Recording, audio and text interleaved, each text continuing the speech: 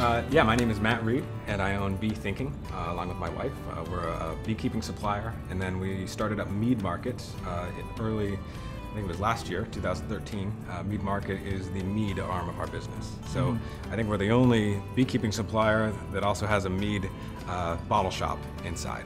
And so we are really trying to bring together those two things, mead and beekeeping, and show how that relationship exists. And so we sell beehives to people all over the world, and soon we're going to start shipping mead as well. And so hopefully you can buy a beehive and a bottle of mead along with it.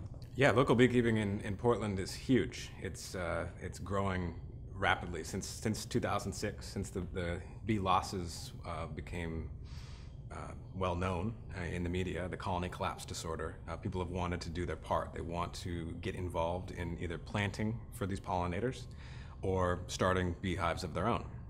And this is all part of the backyard farming movement, organic farming, and we're seeing beekeepers popping up in cities all over the world. And so we sell beehives, and most of our customers are in cities like Portland and LA and New York, and they're keeping their bees on their rooftops or their balconies or their tiny backyards, and their neighbors have no idea this is even happening. The bees are doing their thing, happily foraging through our city and creating the most amazing honey because there's such diversity in these flowers in backyards. And there's a lot more diversity than there is out in rural areas where you have monoculture, you have monocrops, you have almonds, and nothing else for them to forage on. And so we see that some of the best honeys that are made throughout the world are honeys coming from Paris, France, or New York City, or here in our backyard in Portland, Oregon. And it varies hive by hive. You could have two hives right next to each other, and each one is going to forage on different flowers. And so you're going to end up with honeys that are completely different, even though they're foraging within the same radius. I really want to focus on local small honey producers, but at the same time, it's also just regional. So we'll get some of the best honey from California, this honey from Hawaii, and just really focus on these different honeys that really express themselves differently. Most mead makers are sourcing a tremendous amount of honey from one or two large-scale beekeepers, but I'm really interested in seeing some smaller batches of mead from smaller producers of honey that are making really interesting honey.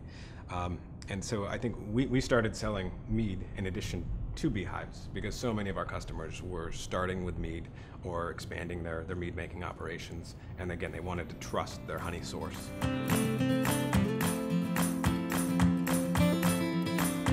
Swarms are the way honeybees reproduce and make more honeybee colonies. So they split in half in the spring, and then they hang somewhere, usually a tree branch or a doorknob or a car or wherever they want to hang.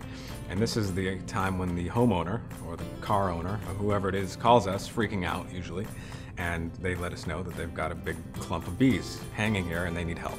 And so I'll go out, or one of my employees will go out, and we will drop them into a box. And so we look like superheroes as we arrive in the New Seasons parking lot or wherever we're at, and we catch these bees and then we take them away.